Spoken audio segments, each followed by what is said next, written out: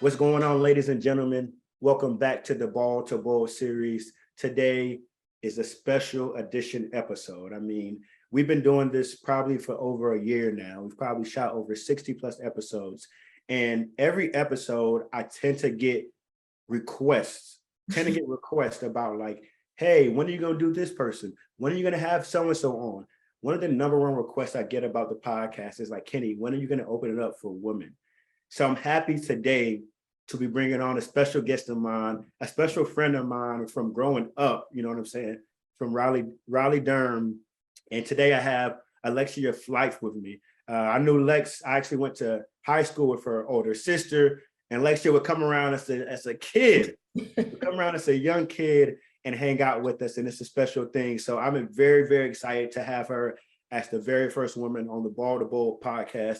Thank you for joining us, Alexia. Alexia, give the people some information about you, who you are, where you're from, etc. Welcome to the podcast. Thanks so much, Kenny. First of all, I have to say super shout out to this podcast. I was one of those people that was asking to be up here and when you were going to have women up here. But my name is Alexia Flythe, or like Kenny calls me, Lex. I am 27 years old. I am a school counselor right now, but I'm also transitioning to work into the clinical field as well. But I am a bald lady living in today's society. Wow. So one crazy thing that Alexia just said that y'all probably didn't think was crazy, but I definitely think it's crazy. He's 27 years old, man. You know what I'm saying? When you know somebody from yay high, and now she's a grown woman, really confident in her look, really confident in herself. And that's one thing I admire about you, Lex, and anybody that can pull off the ball look. But I think I don't know from obviously my own lived experience, but like I do know the struggle of being a man dealing with hair loss. And I know the importance of hair from a man's side of it, but I would believe it's even more important and looked at totally different from a woman's standpoint. So for you to be just moving around here as confident as you are, I've seen you on social media, just being authentic with it and being yourself. And I'm sure that took, some getting used to, that took some adapting, but it's such a beautiful thing when you can tell somebody's living in their truth. So salute to you. And again, thank you for joining us. This is a big day for the Ball to Bowl podcast, man. I'm so happy to be here. Oh, for sure. Before we get too much into it, man, I got to ask you a question, Lex, that we ask everybody when they first join our podcast. So the brand is called Come Home, right? And we talk about Come Home in several different ways.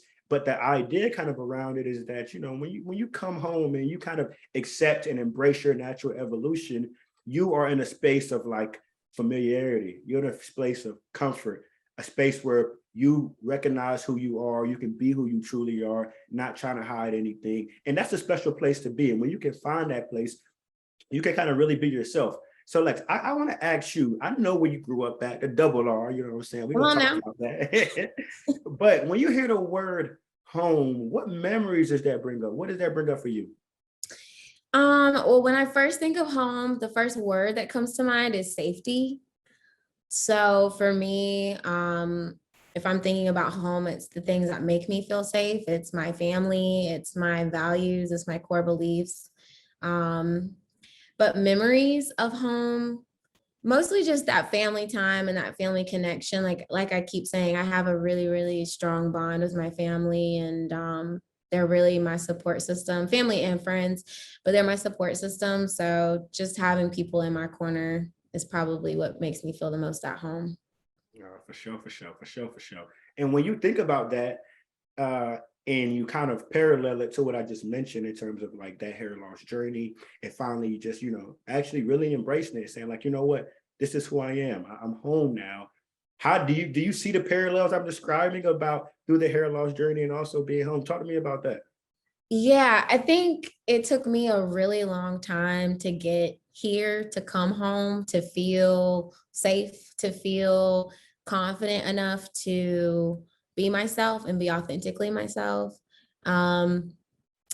I was first diagnosed with alopecia when I was in 8th grade. So I was about 13 years old. And I remember walking into the doctor's office and had hair down my back. And my mom and I were sitting in there, and he asked me, he said, why are we here today? Or like, what brings you guys in today? And my mom said, she's got hair missing. And so he was like, where? And just that story, like that is my beginning steps of like my alopecia journey, and to just that be my starting place and this be my ending place, or like my current place. It's just, it makes me happy. It makes me feel full. And that's how I feel about coming home. Love it. Love it. Love it. Love it. Man, Lex, it's already my favorite episode, because just having you up here and just seeing the glow on you, man, is it's a beautiful thing, because obviously we both know the struggle in different forms, obviously, but nothing makes me more happy than like to see people who have gone through this journey, and when you haven't never been through it, they really know. Like, I talk to women all the time, and they're like, what? It was tough for you to shave your hair? Like, you didn't have any hair anyway. And I'm like, what? Like, I was really going through it. So just see you today, man, and just, I'm just happy to have you, family. I'm happy to have you. So I got some questions, and we have an entire story to tell about your journey. And but you know what? My questions will come along this story. So let's start from the top. You kind of gave us a little bit of insight. You said 8th grade, you realized when you were diagnosed, you walked into the office, and you and your mom had already realized that you were missing hair. But give me a little bit of backstory, right? First, I want to hear, coming up, obviously I saw you as a kid, but coming up, like, what kind of hair did you have, right? And what did you do with your hair? And how much did that hair mean to you? Let's kind of start there and talk to me about that. Okay. I actually really love this question. So coming up, I had what people would call like the mixed hair or whatever, where it was naturally curly down my back. And my family also has this hair. So that was, I think, a hard part for me, because they still had this hair. And then I went through the process where I lost this hair. Um, but yeah, as far as my journey, it started, like I said, when I was in the 8th grade. I was about 12, 13. And I have what's called alopecia. It is a autoimmune disorder that causes hair loss. It is basically when the hair follicles stop producing. And so, to be completely honest, it is not looked at as like a higher level autoimmune disorder. So like I went through chemotherapy the same way that people with cancer went through chemotherapy. My family has paid lots of money to go to the dermatologist and things of that nature. And I'll get to that. I don't want to spoil the story, but I've had a very long journey. And I'm, like you said, I'm just very glad to be here, and I'm glad that I'm in this space now. And I feel like because of everything I went through, I was able to have this space now, or be who I am now. But originally it started. Oh, sorry.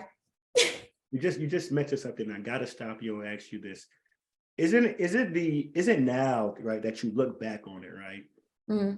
Isn't it kind of sometimes beautiful to look back on the journey when you're where you're at right now, and to be like, yo, I went through X, Y, and Z to land here. And like, sometimes here is such a beautiful place, and you're so happy to have finally made it to this place where you're comfortable in your own skin. But you look back at that journey, and while you're in it, it's like, God damn, man, like that shit was trash. But now it's kind of like that makes you stronger, right? Now it's kind of like I look back on that, and it's like that almost makes me who I am today. Yeah, I definitely feel like alopecia changed my life, and it made me who I am today. But I also realized it was just something I went through. It wasn't me. Alopecia is not who I am. It's just something that happened to me.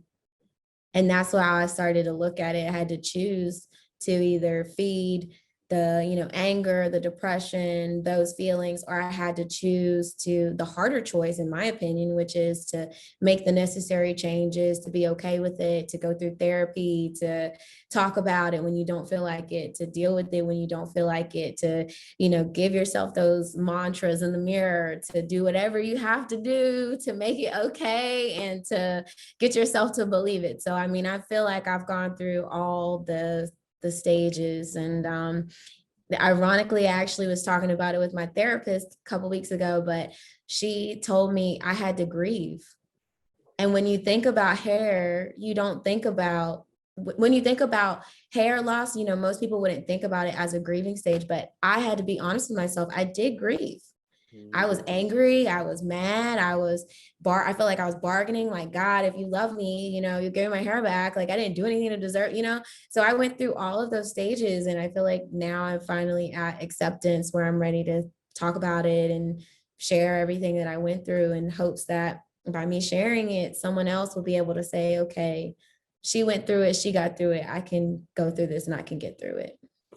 Bingo, bingo, bingo, bingo. Man, we can chat all day, and I got so many questions, but let's get to the story before I derail this entire conversation. All right. Okay. So start again from the top, Lex. So you 7th, 8th grade-ish, 8th grade, 12, 13. Yep. Tell me about when, because I'm assuming before your mom found out, it was you that's like, something's right. So tell me about that moment, because I'm imagining that this was a scary moment for you. So let's talk about it. Yeah. Okay. So I have to give some terms because I'm going to start saying some terminology. So again, alopecia is hair loss. It's an autoimmune disorder. There are 3 stages. Areata, which means little circles like that big. You have totalis, which are like this big, or patches, or your whole head, which is what I have now. And then third is universalis, which is like your whole body, where you may not have armpit hair, face hair, things of that nature. I actually went through all 3 stages at different times. But yes, so I was in the 8th grade, and to be completely honest, I didn't find out until my mom told me about it. She was washing my hair. So my mom was washing my hair one night, and she just found this soft, smooth patch of hair missing. And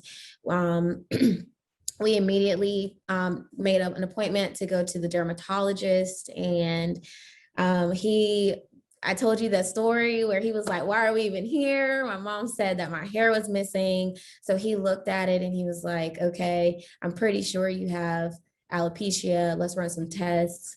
And yeah, the rest is pretty much me being diagnosed with alopecia.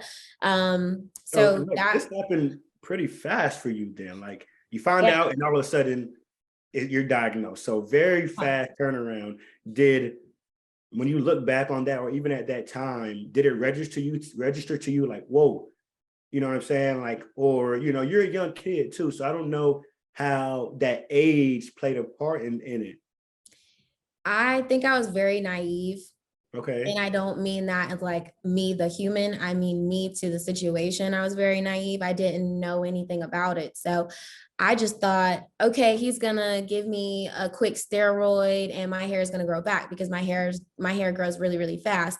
So like I said, I had those little circles, or alopecia areata, and I started the chemotherapy, which is essentially just any treatment that anybody with the autoimmune disorder gets or receives. Wow, that's good to know, because when you say chemotherapy initially, like you could probably tell that I'm confused. You were like, we'll get into that, because I was like, wait, I thought that was only for cancer, but what you're telling me it's not. Got you. Yeah, so I started chemotherapy. It's basically to help your immune system for whatever's happening. So for me, I was getting steroids injected into my scalp with needles. Yeah, with needles, probably once a month at that time, to get my hair to start producing, or to get my hair follicles to start producing hair. It was extremely painful. And I think when I started the actual chemotherapy, that's when I was like, okay, this is something that's real. And this is something that's actually kind of scary. Wow. So is all this happening in like 1 year? So you're in 8th grade, 13, starting chemo? So I started when I was in 8th grade. And I was in chemo off and on, from 8th grade to the time I was 16, a sophomore. So just so you know the timeline, I still had hair when I was in 8th grade, had hair when I was in 9th grade. My hair really started to fall out, and I kind of transitioned from alopecia areata to alopecia totalis, where I was having patches of hair fall out at a time, just like clumps coming out at the time. When I was transitioning to 9th grade. And then from 9th grade to 10th grade, my hair completely fell out and I was bald by the time I was 16. So in the year 2011, I was completely bald. So I got some questions here. Go for it. I got some questions here. So with the podcast, I'm super intrigued in like understanding not only the physical but the mental and the emotional, because obviously, again, the emotional was such a big part of the reason I wanted to start this thing. So I'm going to go back a bit to when you went from alopecia areata to alopecia totalis, right? So you have smaller lumps, and again, you're still young, and now all of a sudden they're getting bigger. Did the doctor, anybody forewarn you that this was going to happen, or did you're going through your treatment? Are you thinking maybe you're going to get better, and then you start getting totalis? I want to understand what that looked like and how you felt during that time.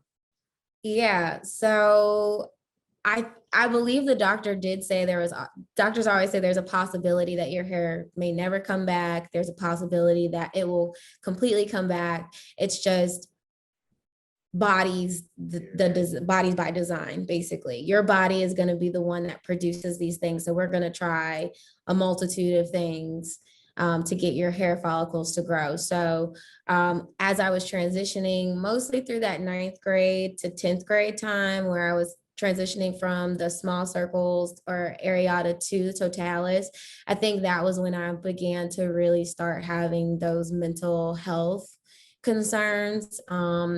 And as a therapist, I believe in being completely transparent. So please ask me any question you have as far as that. But I started having severe depression, and it really hit a high point when I was 16 because I went completely bald. And at that point, things were just really looking very dark for me because I was concerned with everything. I felt that I wasn't beautiful anymore because society says what's beautiful, and beautiful is your real long hair. And I had this long hair and I don't have it anymore. And being Black, we personally identify with our hair. So we have a connection with our hair. What people also don't realize is back in slavery, we would actually use our hair for two things, well, a multitude of things, but two things that I can think of off the dome is one, to communicate what tribe you were in or where you came from. So it would let people know the dialect that you could speak. And then on the other half of that, we would use it to, when we would braid hair, people would put rice in it in their scalp to actually hide food. So that way, when they get to their next location, they wouldn't starve to death. So there's just so much culturally there. There's so much historically there. And then for me to no longer have that piece, and I was trying to figure out who I am when I was 16, 15, it was very hard for me and difficult. And it was just a lot to process, honestly. Yeah. So a couple of things. One, shout out to you giving me a lesson on and culture and slavery and Black people. I love that. But number two, let's just make sure on this podcast that we do our due diligence to let you know that you are beautiful, regardless of what you thought back in the day. You know what I'm saying? Today, you are a beautiful woman. You know what I'm saying? So let that be known from the Come Home podcast. That's a stamp. But also, we're gonna take yourself back, right? Take yourself back, because you did say, you can recall some of the mental health issues you were dealing with at that time, and talk to me about how, because a lot of times what I've started to realize, Lex, is that a lot of guys I talk to talk about these internal things that they deal with, right? It's a lot of it's almost like you're fighting demons almost internally when you're dealing with stuff, and then there's also the external perception, right? Talk to me both about, like, one, what that external perception was, right? Were people actually able to say anything before you actually, went fully bald? Were people able to notice it? or were you wearing wigs? Let's talk about what was happening, what was actually happening externally, and also what you were like perceiving externally. And I say that to say, like, when I was dealing with mine, I always would think, oh my God, like I know people can see this gigantic bald spot right here. I know people are killing me. But some of the times, like nobody was noticing, right? So again, sometimes it's internal only, but then sometimes it gets to a point when people can actually see it externally. So let's talk about that a little bit. Yeah, so I feel like I really had this phase of things when I went completely bald. Excuse me. At that time, I was wearing wigs, and I still wear wigs now. But it was different. I was wearing wigs for a different reason then, and I'm wearing wigs for a different reason now. But when I first um, when I first started having severe totalis, like when my hair was thinning and before I got my wigs and things, I remember walking down the hallways and just of Southeast Raleigh High School and being completely paranoid that people were talking about me or thinking or worried about me.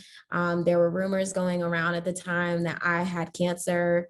And that was disheartening because it was coming from people that I thought were my friends. So I felt like I got a double whammy. I was getting it from people that I was inviting into my, immediate space, my safe space. And then I also was getting it from just people who were not understanding my situation. People would run into my dad occasionally or my family, my mom or my sister, and would ask them, like, is she okay? Or are things going on with her? And I thought, not that I thought that was weird, but I felt like it wasn't fair of them to ask my family that and not check in with me and not even come to me about it. But that was what I was feeling externally. I feel like internally, I was going through a lot of paranoia. Again, I was just thinking everybody was thinking about me. I was Everybody 16. staring at you, right? Yes, Everybody I was 16, very like ego time in your life where you think that everybody is just thinking about you and worried about you. And so I was like, I can't go to the games because people are going to be staring at me. I felt at that time that it actually led to the depression because I started to internalize more. I started to retreat. Some of the things that I would do before, I didn't want to do anymore because I kind of felt rejected. And then some of the things that I felt from alopecia was I felt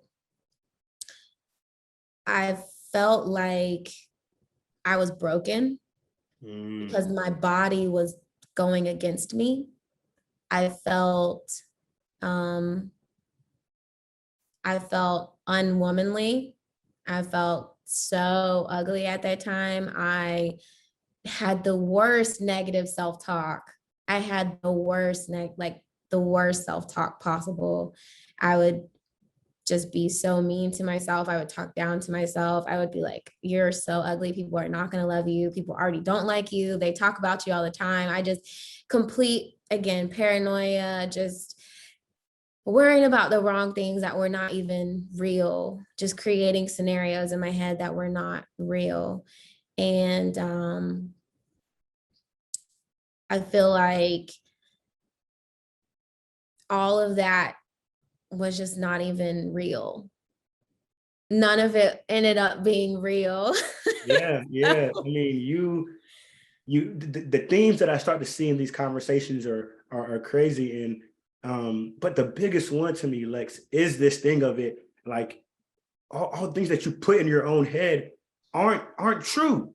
Like they aren't true. And we beat ourselves up so much during this time that we don't even have the chance to really like think about like, is this or is that true? It's because a lot of it is just true to you.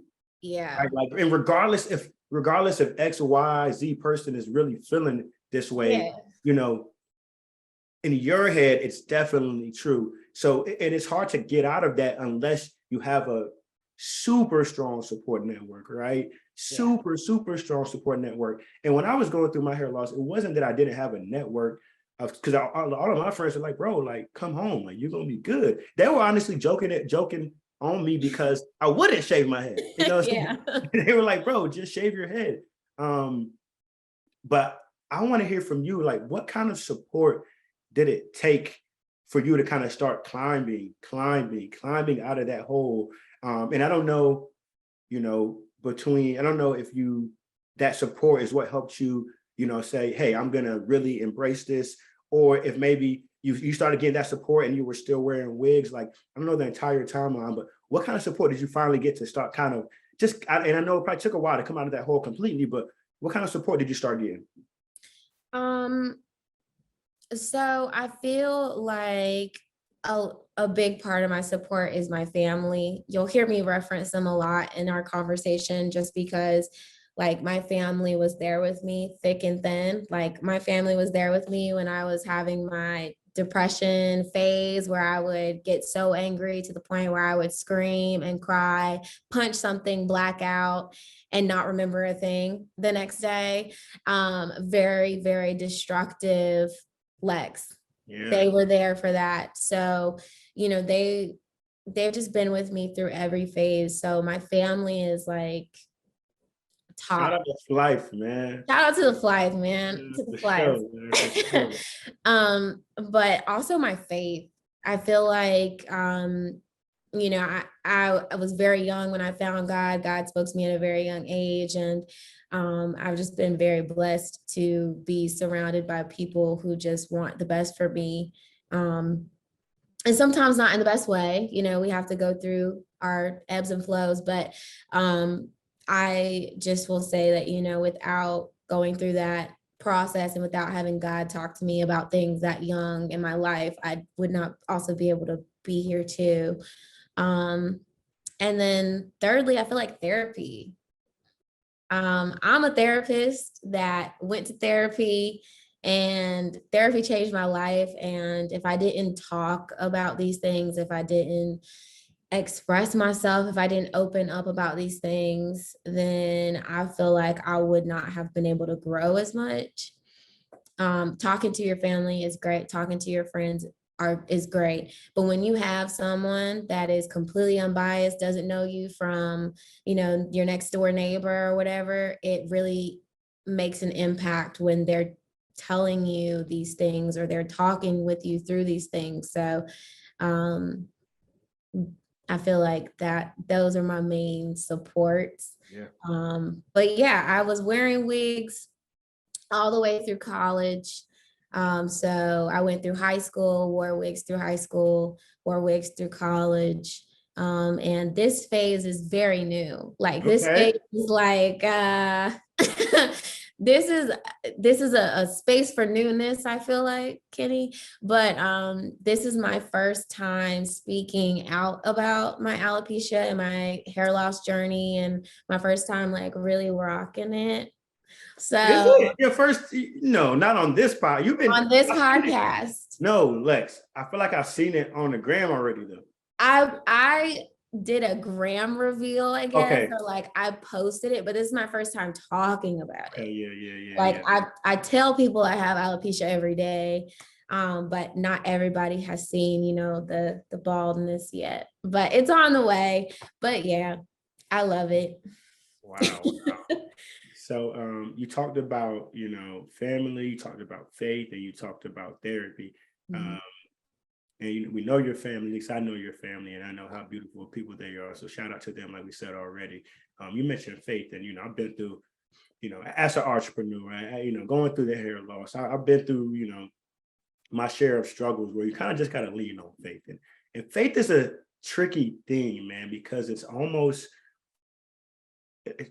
I don't want to call it powerless, but it's almost you're giving up ceding control of everything, right? You're essentially like, I understand that this is not in my hands anymore, and I'm just gonna leave it up, you know, to the man above. And the strength it takes to have faith is a different kind of strength, you know. And I've realized that, and I'm sure you realize that in a very powerful way. And once you do, that can be life altering as well. And I think you alluded to that a bit. And then you mentioned therapy. You know, the pandemic hits 2020. You know, all of a sudden, people who are used to, like, you know, going out and about, getting, you know, their, you know, getting picked up and bigged up by like family and friends, getting all this attention from outside, everything shuts down. So now you're at your house. Sometimes a lot of people by their lonesome, right? And you know, you're just sitting there and really kind of reflecting on life. And I think during that, and there's a lot of stuff just going on in the United States, not just the pandemic, racial tension, killing by cops of unarmed African Americans. It's very, very intense out. And so a lot of people find themselves just kind of like trying to figure it out. And a lot, I think, end up turning to therapy. I turned to therapy for the first time ever. And I just end up having conversations with friends that I never had before. Like, you know, most of my friend group, we talk about dumb things like sports, women. Like, we don't talk about anything productive for the most part. But during this time of life, I'm with my business school friends. So I just met the year before, right? So we don't have this years long relationship of talking about whatever. So we end up having these very vulnerable conversations about mental health, about like, yo, what are we really doing out here? What are we chasing? What's our purpose? You know, and it was a beautiful thing, man. Even now, I get on this podcast, right? And I sit down with people, most of the people I don't know anymore, right? When it started, it was like a lot of my close friends, starting with friends of friends. Now I'm getting on these podcasts with people I've never met before. And we just have this super dope conversation. I'll get on and a guy's talking to me about how he was bullied in middle school or elementary. And so he didn't have much self-confidence. Then he started dealing with hair loss. So it just shrunk. Mm-hmm. And, you know, so now we're having these very vulnerable conversations. Like, we don't even know each other, you know, but a lot of times at the end, guys will be like, yo, damn, dog, this felt therapeutic. And I'm like, yo, for me and you, bro, it's not just for you, right? It's for me too, because it's helping me realize like, yo, I wasn't the only one that was dealing with this, you know. We're one and the same, and we have a connection, right? And that bond and that sense of community can kind of help you get over it, man. So those three things you mentioned in the way they help prop you up is a beautiful thing, man. Lex, I have another question I want to take it back to, right? Because you're 27, right? So and I want to just see how social media affects. You're right. Let's talk about it, Lex, because you know Instagram was a thing after I was graduating, 2012. Yes. So, and it's changed quite a bit. But one thing we know for certain is that social media has had a dramatic effect on people's body, self-image, and things of that nature. So, how did that affect you as you went through all of this? Well, I feel like we're targeting another area of insecurities that I had to deal with as well. But again, I will throw myself under the bus for everyone's enjoyment. But I'm just kidding. But no, in all seriousness, I have always struggled with body esteem. And it's because I'm a lot more on the smaller side. So, you know, I wasn't blessed with, the bigger boobs or the bigger butt, with hips all the time. And like, I kind of had to grow and develop into that and into my womanly body. So again, I was 16, I am thin rail, I am, bald. I felt like I literally look like a boy. Like I was like, joking about it because that's how I kind of got through things. I would joke about it, but I'd be like, I want to just go outside with my wig off and just like wear boy clothes and see how many people think I'm a dude.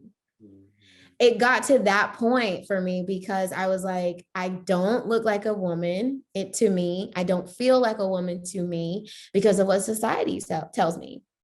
I was getting all of my images from Vogue magazine. I was getting all of my images from, Instagram wasn't that big at the time. But I was getting it through Twitter. Twitter was huge at that time. Every celebrity was on Twitter, and that's how they were sending out information and stuff. So like, that's my mirror that I had. I was looking at these famous people. I was looking at my friends. I was looking at people that I looked up to in the school that I didn't even know. I was looking up to you guys, my sister's friends. Like I was just looking up to all these people, and I I just was going through it. And I was just like, man, am I the only one that looks like me? I didn't see anybody that looks like me. I would do all my research. My mom would be like, do you want to go to this alopecia group? And I'd be like, no, because it's going to be a bunch of white old women that I can't relate to. And there's no shade in that at all, because they need to have that space too. But I was longing for a space. I was longing for representation. I was longing for that. And honestly, it wasn't until Ayanna Presley came out and said that she had alopecia that I was like, finally, I have somebody that looks like me, that is beautiful, that is slaying it, that is successful, that is Black, that is just all of these things that I identify with. And I was like, she looks like a freaking boss. So I'm like, I need to get on that level and I need to do what she did. I can do what she did. And that was kind of that really like light bulb moment for me, where I was like, okay, girl, you don't have to, wear wigs for this reason anymore. You wear them because you want to. You don't have to give a fuck about what nobody else says. You don't have to care about what nobody else has to say, because it's all about you. This is your world and they're just vacationing or visiting it. So I just kind of got to that place, but it was really tough for me at that time because, like I keep going, reiterating, there was no representation. Yeah. There was no anything. And I don't know if you remember this, but there was a time where, like, especially for Black people, I felt like I was getting a double whammy, because I felt like Black women were rejecting me because I was wearing wigs. And it was a time where Black women were not wearing wigs. That was when everybody was on that natural kick. So I felt like I was getting rejected for that. And then on the other hand, I felt like I was getting rejected from Black men because they were like, I only want to date the girl that's got real hair. I only want to date the girl that's, not wearing weaves and wigs. And I don't want to date the girl that's getting the creamy crack. I want to date the girl that's wearing her real hair and, strutting it. So I was just like, you say that, but then you look at me. Or you say that, and if I showed you who I was, or you say that, but if I, come out bald, you're gonna sit here and say, does she have cancer? What's wrong with her? You're gonna see it as a problem. So I felt like I was damned if I do, damned if I didn't, and I just kind of at that moment had to choose the lesser of the two for me, which was to wear the wigs, and that was to appease society. Wow, and going through all of this and trying to find your place in this world, and you talk about trying to figure out community, trying to see somebody who looked like you. What are the stats, Lex? Because I'm unaware of the alopecia stats. Do you know what about how many people? I don't want to misspeak, but I want to say it's like 1 in 100,000. Okay. Somewhere in there. Okay. But when we look at things across the nation and demographically, we know that Black people only make up 13% of the United States or something like that. And then when you break that down, it's like 6% or something is like women, and then the other percent is men. So scratch that, reverse it. Women are the lesser of the two. But when you look at that, you take a second to think of all the people on the planet. You don't think that there are other people going through that because you don't see it. You only are aware of what you see or what you know. Yeah. And I think one of the biggest lessons for me was, people can't accept the things that they don't understand. And I had to learn that very young. And I had to be okay with that very young, because I had to be okay with the fact that I knew everything I went through. I had chemo. I went through multiple types of chemo. I went through the shots. I got acid rubbed on my head. I almost started doing like the oral steroids. So it's like, I went through multiple phases. I went through multiple doctors. I went through multiple like things. And, I know what I went through, but people wouldn't be able to understand that because they didn't have to go through it. They didn't have to live that life. But now they're going to be able to understand it because you're out here telling the story. Yeah. Such a beautiful thing. Such a beautiful thing. I want to just hear now about about this new sense of like, self. About Mhm. we talked about all the like, the ugly stuff and what we had to go through, but this is about empowerment, man. So we really want to hear about how you got here today. We talked about Ayanna Presley, but I want to hear more about that decision, right? Like because even when I finally did it, I thought about it for a while. It's like, hey, Yeah. like I gotta do this, I'm gonna do it. What did you think about, right? What were the things you were telling yourself? You talked about self-affirmations, and I know that is one of the biggest things that like a lot of people will use to help kind of regrow their confidence or just make sure that they're in the right space. Tell me about that transformation till we get to this golden child that will kind of Golden child. put us in front of us today, man. What does it Um, look like? I feel like for me, I had to make a decision. I was at a very, very dark place. Um, I was at a very dark place where I was, you know, like having suicidal ideations and um, just very negative, dark energy. And I didn't want to be consumed by that. And I had to make a choice. I said, I can continue to dwell on this, or I can start doing something. And I made the conscious decision to start doing something. And I will also say I had dancing at the time. And that was that was another part of my saving grace. I had something to look forward to. I had something that I was really good at and I loved to do. And it didn't feel like it was taking anything from me. It made me feel free. It made me feel like myself. And so that was a really big influence. On top of that, um, again, my family, I just feel like I started to actually have the meaningful conversations with them that I needed to. Tell them where I was emotionally, tell them where I was physically. Um, because also, what people don't realize is with alopecia, some people, I sometimes get it myself, but sometimes you get physical things from it as well. Mm, So there are some, and a big one for me is like adversity to food. So I will not want certain food. mm, And we have to have protein to live. So it was like there were certain times where I would feel sick or I would get sick because I wasn't getting enough protein in my body. So it was just a lot of like trial and error. I'll say for me, it was a lot of trial and error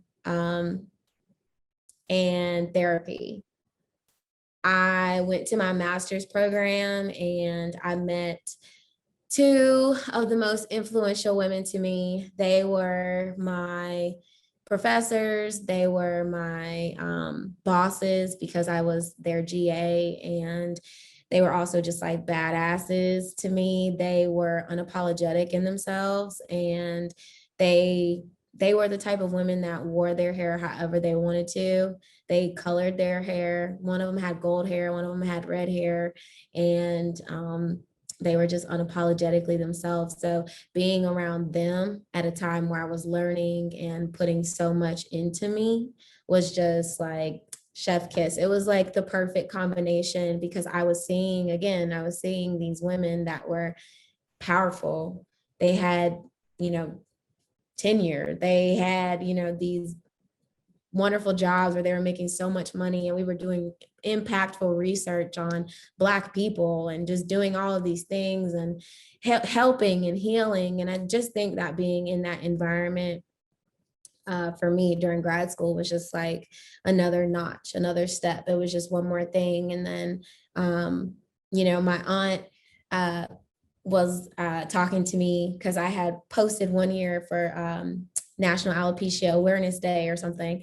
And she was just like, "You look so beautiful." Like everybody always tells me I have like the perfect head. And so it's our running joke. So it's like, you have the perfect head because it's so small.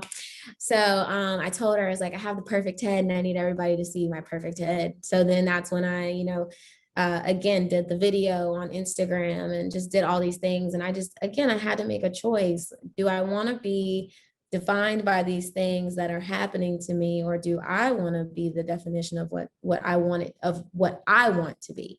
I'm not defined by alopecia. That's just something that happened to me. So I can't control that. I can't control the hair on my head. I can't control how it grows. I can't control that stuff, but I can control how I respond. I can control who I am. I can control what I give my energy to and my time to. So I said, I'm going to put that energy back into me, and I'm going to, you know, love on myself, and I'm going to give to myself, and I'm going to feed myself, and I'm going to date myself. I'm going to take time for myself. I'm going to do all these things that I want to do. And I did it. And here we are. And this is the result. This is the result. Here we are. Wow. Wow. So oh man, so many questions. So I think one, hearing you talk about like being, in grad school and finding these women who were like just so much themselves, like just so apologetically themselves. And just the power in that, because we talked about it before we started recording, just like the power of being like 100% authentic. And it's tough in today's world. In so many ways, it's tough, right? Yeah. It's very difficult to be 100% yourself. And though what I've always realized, Alex, is that though it is tough to be 100% yourself, it's also just as tough or harder to be somebody else. Yeah. It's also just as harder to be somebody else or something else. And I think once you find that ability or that comfort or confidence to be yourself, it then starts to be easier, right? It's just like, yo, like this is who I am. Like it takes me more energy to be somebody else. And I just think that's a beautiful story for you to see that. And then for you to be like, yo, like, I want that for myself. And then to find ways to give that to yourself. Very powerful story, man. Very, very powerful story. There was something else that you think of. You was going something out in my head, like, all right, I got to come back to this. I got to come back to this. Yes. Okay. Another part. And I don't know if you had this per se, but as you're going through this journey of like self-discovery, right? You're kind of rediscovering yourself, and you're telling yourself, hey, I want X, Y, Z for myself, and you're ready to kind of make the decision to own it. Was there ever like one single moment or feeling that you were like, yo, I feel different? Or is it just continuously a gradual, like, because I think for me, as soon as I came home, I was not prepared. I wasn't ready to be this, right? I wasn't ready to be this. And it took me a while. But I do remember like a time frame where like it clicked. I was like, oh nah, I'm still that. Like I'm that again. I'm in my bag again, right? Get in your bag, stay in your bag, get in your bag, stay in your bag. So like there was a time for me when it finally clicked, and I was like, yo, nah, you are that. You're still that. Was there ever a single moment for you when you realized you were coming over or out of this slump, or figuring it out? Or would you say it was just a continuous gradual process? I feel like it was very continual for me, because I was not ready to come home either at 16, when I had just bangs left and I had to go to the chair and she had to shave it off. Like I wasn't ready. I wasn't ready for that. But I will say that for me, I feel like my moment where everything just kind of clicked was like grad school. It was being around those women, and I still talk to them to this day. They are my mentors, and I appreciate them for everything. And I don't even know if they know how much they gave me, but I tell them all the time, I'm like, you being you is what gave me the strength to be me. Seeing that and seeing them talk how they talk and dress how they dress and wear the color hair they want to, and not feel like they had to fit into the box. And I think that's the piece. I was tired of trying to fit into the box when I'm not made for the box. I'm not made for the box. That's a quote. That's a quote. That's a quote. Yikes. Like, but that's where my mentality was. I just got to a point where I was like, bro, if these women who I think are amazing are doing this, I know I can do it too. And they were feeding me back. They were telling me, you're brilliant, you're bright, you want to go to a doctoral program, we'll support you. Like, it was just another avenue of like self-love, and it was so genuine and authentic and beautiful. And just the things that I think I was seeing at that time too, like Beachella and like all these things um just all these things that were beautiful and Black, and like shows like Grownish and Blackish and Issa Rae and just all the Zendaya, like all of these beautiful Black women that were just being themselves and being authentic. I think I finally saw the other side of it that social media doesn't want us to see that much, that like it's cool to be different. Yep. And it's like, once you embrace that, like hit the ground running. Like at that point, I was like, there's nothing that y'all can tell me about my bald head that I didn't say about myself. And so if I got over that, there's nothing that you could tell me today that's gonna make me think anything less than I'm perfect. Like there's nothing you can say, because I've said every bad thing or every positive thing. There's nothing you can tell me at this point. And once I just got to that point, I was like, fuck it, hit the ground running. Get in your bag, stay in your bag. I love it. I love it. I love it. I want to get into the back half, but I have two more things I got to bring up. Yes. One, I would be like, the audience is going to hate me if I don't bring this up. We saw the Chris Rock situation this year, a situation that played out live in front of, everybody, and, Jada Pickett, Will. So I reviewed that tape several times, and I was like, yo, one, Jada, like, I think most men, I think, like, Jada's very attractive, right. Very attractive. So like, looked good there. I don't know if Chris was like, I think they said there was like some history that Will was whatever. But really, this part of the conversation has nothing to do with Chris or Will. It's really about Jada, right? So Jada is there, joke happens, Will reacts, whatever. I think Jada came out a day or two, spoke about it, but Jada seemed to be relatively open about her battle with alopecia. And I'm not gonna lie, I'm not sure if I knew. Maybe I did know before that. I'm not exactly sure. And maybe I knew, but like, no, it wasn't a big deal. Nobody made it a big deal. And that all of a sudden made it a big deal because that's how it all played out. But when that happened, were you kind of tuned into that situation? And what did you think for Jada? What were you thinking? Like, yo.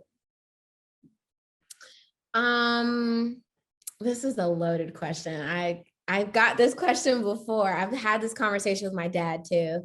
I'll tell you what my dad said first, and then I'll tell you how I felt. My dad said he would have done the same thing. He said that, knowing everything that I've been through, knowing my battle with alopecia, knowing my story with alopecia, he was like, somebody's talking crazy about you, I'm popping. I'm like, that's just what's happening. So in that regard, I understand the response.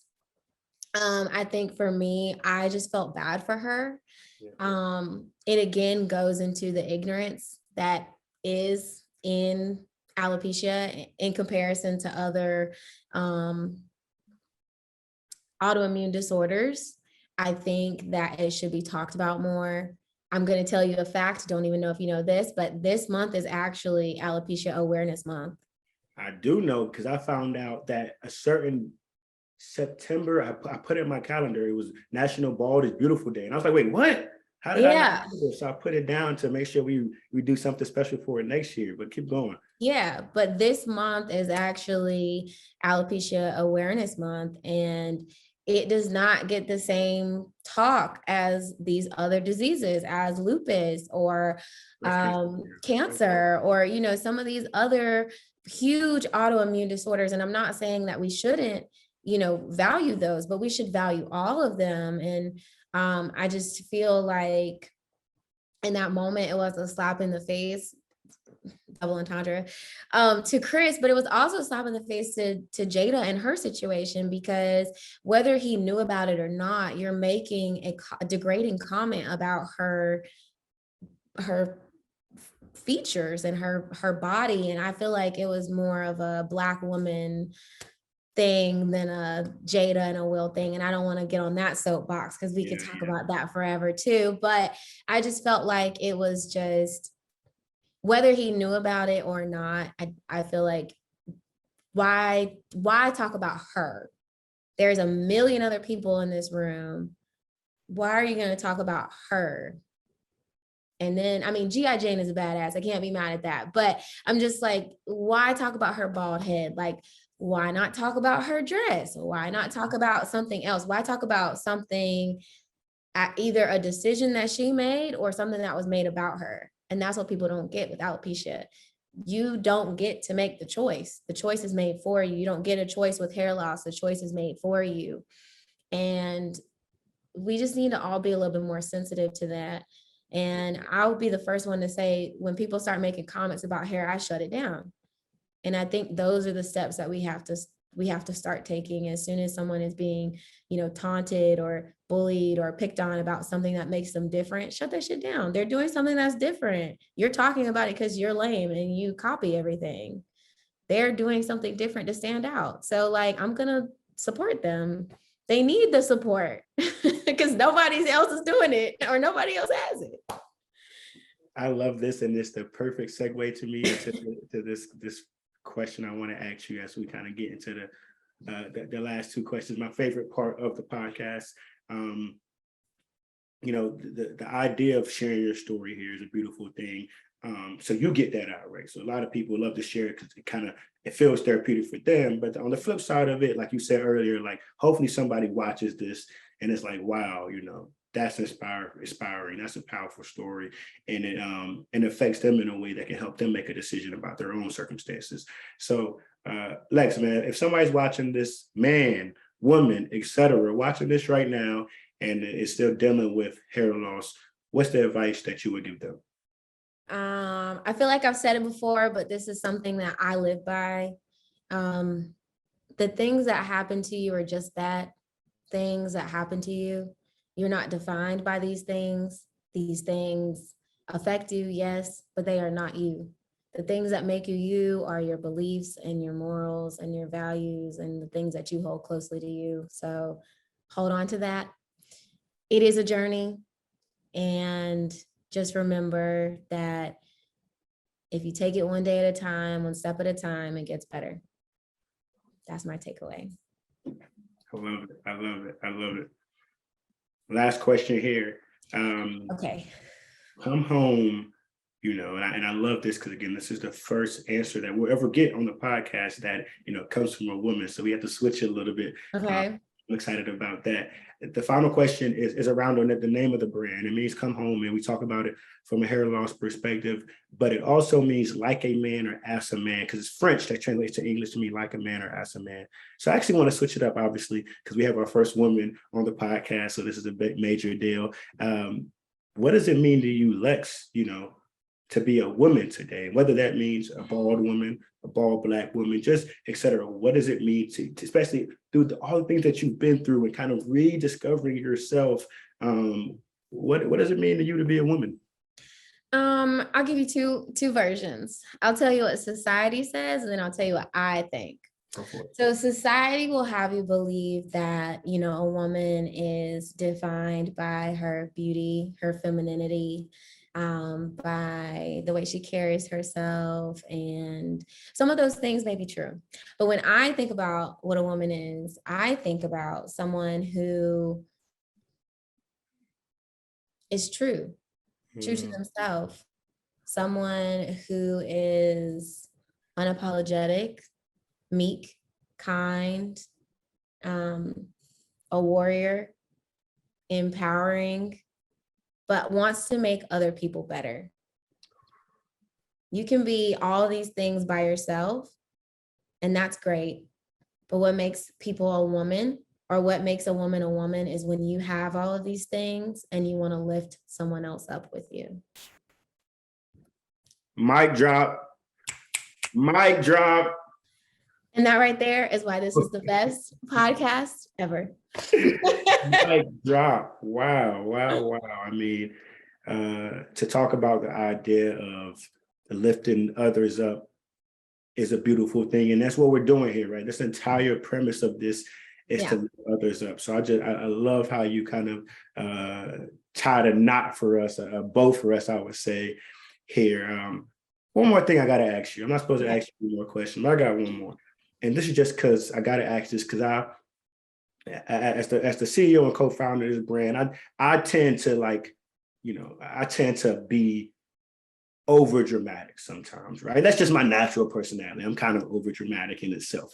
But I go out a lot and I just talk about like how I feel like, the ball look is kind of like starting to creep up. Like it's like on the low, we kind of jumping over people. But Lex, like, who am I, right? Who am I to like say this? Because clearly I'm probably biased, right?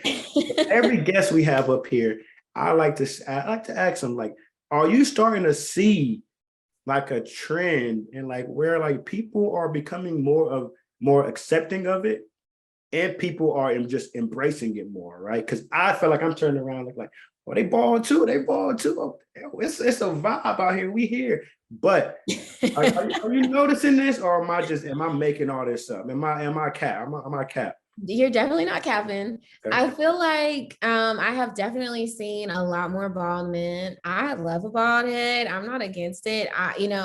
I told you, me and you, we hashtag Baldy Crew for life. So I'm not against it. I think I've seen a lot of men with the bald hair and then the facial hair, kind of like how you're rocking right now. And I think that's more of the trend that I'm seeing, but I love it and I'm not against it.